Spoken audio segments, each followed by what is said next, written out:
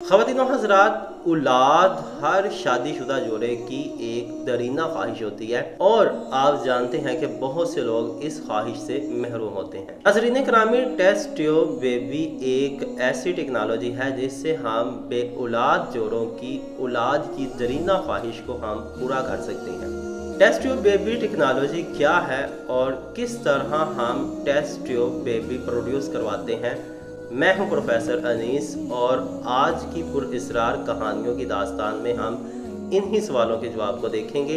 Video को आप and तक लाजमी देखें और चैनल को लाजमी सब्सक्राइब कर दें, क्योंकि इस चैनल में आपके लिए बड़ी सारी इंफॉर्मेटिव वीडियोस मौजूद हैं।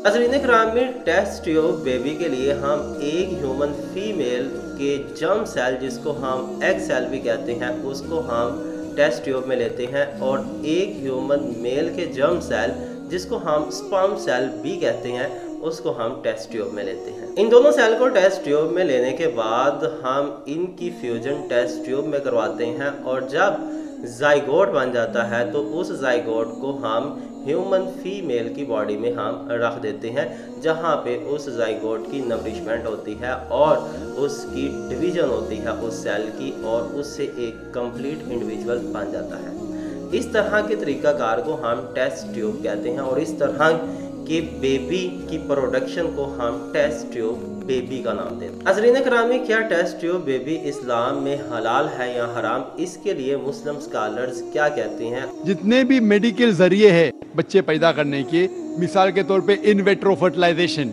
टेस्ट ट्यूब बेबी, जितने भी तरीके हैं उसमें दो टाइप के तरीके। अगर आप डॉक्टर जाकिर नाइक और दूसरे मुस्लिम स्कॉलर्स को देखें तो वो सब ये कहते हैं, अगर ये एक होता है होमोजीनस, एक होता है हेट्रोजीनस। ये तरीकाकार होमोजीनस हो, होमोजीनस हम उसको बोलते हैं जिसमें हम कॉमन मेल और फीमेल, मसलन के शादीशुदा जो एक जोड़ा है उसी मेल का और उसी फीमेल का हम जर्म सेल लेके हम टेस्ट ट्यूब में उसको हम फ्यूज़ करवा दें और उसी फीमेल की बॉडी को, जो कि ख़ास फीमेल है, उसी की बॉडी को हम यूटिलाइज़ करते हैं कंप्लीट इंडिविजुअल की प्रोडक्शन के लिए।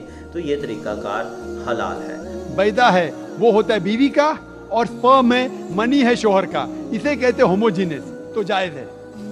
हेट्रोजीनस में क्या होता है? और अगर हम किसी दूसरी मेल या फीमेल को यूज़ करते हैं जो कि गैर शादीशुदा है, यानी कि गैर शादीशुदा जोड़ा है, उसको हम यूटिलाइज़ करते हैं, तो इस तरीक़ाकार को हम हेट्रोजीनस कहते हैं और ये तरीक़ाकार इस्लाम में बिल्कुल हराम है।